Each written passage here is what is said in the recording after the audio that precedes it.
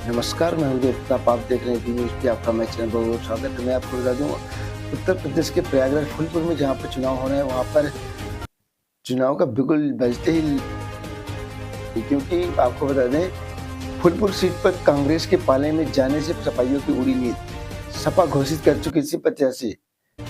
आपको बता दें, नामांकन की तिथि नजदीक आते ही फूलपुर विधानसभा चुनाव को लेकर सियासी सरगर्मी तेज हो गई और मंगलवार को 2 प्रत्याशियों ने अपना नामांकन दाखिल किया।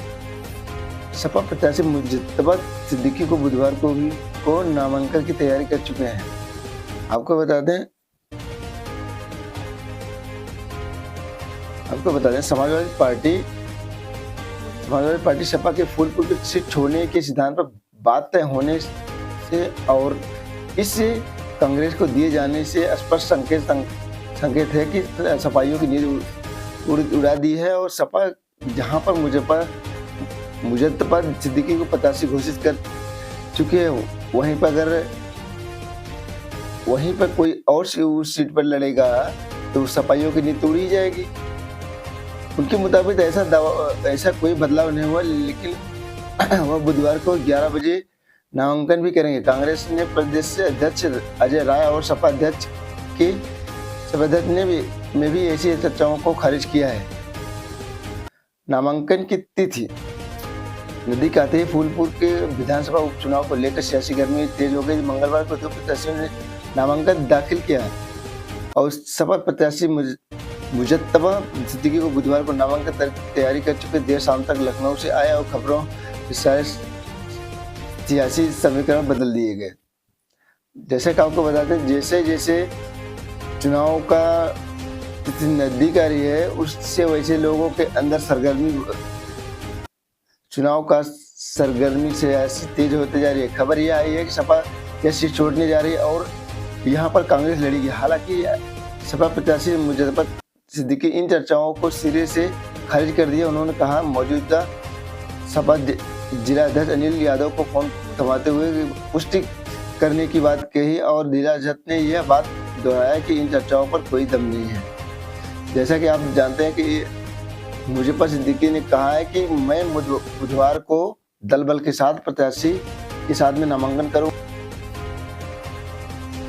आपको बता दें, टिकट के प्रमुख दावेदारों ने कांग्रेस के गंगा पार के जिला अध्यक्ष सुरेश यादव, नारायण सिंह पटेल, फूलपुर से चुनाव लड़े मनीष मिश्रा बताए जा रहे हैं। कई नेताओं ने दिल्ली, लखनऊ के आकाओं से भी संपर्क शुरू कर दिया है।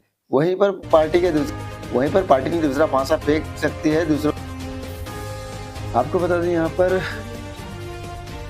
बता दें, 35 साल से हो रही कांग्रेस की जमानत जब प्रयागराज 1889 से चुनाव को छोड़ दे तो फूलपुर की विधानसभा सीट पर कांग्रेस 35 साल से जमानत नहीं बचा पा रही। उसके आखिरी विजेता महेंद्र प्रताप थे, जो कि 1985 में जीते थे। इसके बाद से वह भी जनता दल में चले गए वहां से लड़े, जीते। 1889 में कांग्रेस की उप विजेता रही और जमानत बचाने के कामयाब रही, लेकिन इसके बाद ऐसा सुखद दौर कभी नहीं आया, जो कि 2022 में कांग्रेस प्रत्याशी सिद्धनाथ मौर्य 1626 वोट पाकर चौथे स्थान पर रहे।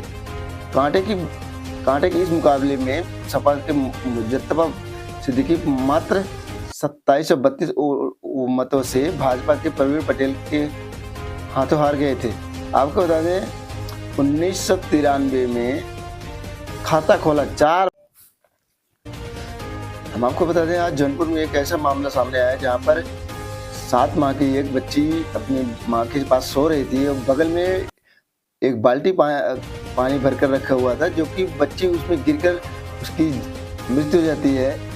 आपको बता दें, खुटान थाना क्षेत्र के पिलकिछा गांव की गुप्ता बस्ती में मंगलवार की देर शाम बिस्तर के पास रखी पानी से भरी बाल्टी में 7 माह के अबोध के गिर जाने से उसकी मौत हो गई। परिजन उसे CHT ले गए, जहाँ पर उसके चिकित्सकों ने मृत्यु घोषित कर दिया। गांव के निवासी राकेश गुप्ता की 7 माह की बच्ची शाम करीब 8 बजे बेड पर सो रही थी और मां चंदा देवी बेड के बगल में किसी काम से बाल्टी में पानी भरकर रखकर खाना बनाने चली गई। कुछ देर बाद जब वापस आई तो बच्ची के पास रख के पानी की बाल्टी में गिरी हुई थी। उसका शरीर शांत पड़ा था।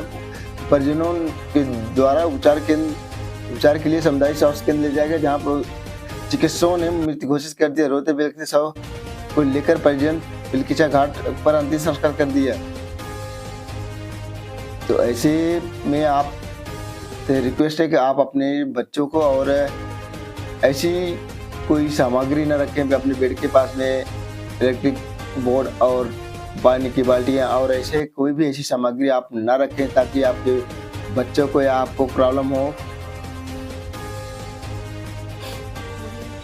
आपको बता दें जौनपुर जिले में एक और वारदात हो गई, जो कि नगर के रोडवे बस स्टैंड के पास हाईवे पर ट्रक की चपेट में आने से गंभीर रूप से घायल युवक जिला अस्पताल में इलाज के दौरान उसकी मौत हो गई। चिड़िया गांव का निवासी धर्मेंद्र यादव 30 वर्षीय पुत्र उमा शंकर यादव जिला अस्पताल में पैथोलॉजी में संविदा पर कंप्यूटर ऑपरेटर के पद पर तैनात है। वह बुधवार की सुबह 8 बजे घर से बस पकड़कर मछली शहर रोडवे पहुंचा था। सड़क पार करते समय ट्रक ने धक्का मार दिया। इससे वह सड़क पर गिर पड़ा और घटना की सूचना पर पहुंचे कस्बा के इंचार्ज कृष्णानंद यादव ने एम्बुलेंस बुलाकर जिसे जिला अस्पताल भेजा। जिला अस्पताल पहुंचने पर उसकी मौत हो गई। घटना के बाद कोतवाली पुलिस ने ट्रक को कब्जे में लेकर शव को पोस्टमार्टम के लिए भेज दिया। धर्मेंद्र का विवाह लगभग 6 वर्ष पूर्व हरदुआ निवासी पूजा से हुआ था। मृतक के 2 पुत्र ऋषभ 4 वर्षीय और बेबो 2 वर्ष की है। पत्नी पूजा का रो बहुत बुरा हाल है। मृतक के बड़े भाई धर्मेंद्र यादव प्राथमिक विद्यालय के अध्यापक हैं। प्रेम प्रसंग के चलते बिजली मिस्त्री की गई जान। आपको बता दें कि जहां पर प्रेम प्रसंग के चलते एक बिजली मिस्त्री जो कि मुंबई में रहकर काम करता था, आज उसकी जान चली गई। देहात कोतवाली के सैयदन मोहल्ला सिटी में रविवार की रात बिजली मिस्त्री की हत्या प्रेम प्रसंग को लेकर हुई थी। आपको आरोपियों से पूछताछ करने पर पुलिस के सामने यह बात आई कि पुलिस ने युवती समेत 5 लोगों के हिरासत में लिया। सैयदन मोहल्ला सिटी के निवासी अजय कुमार मौर्य 25 वर्षीय, जो मुंबई में रहकर बिजली उपकरण बनाने का काम करता था, कुछ दिन पहले मुंबई से घर लौटा था।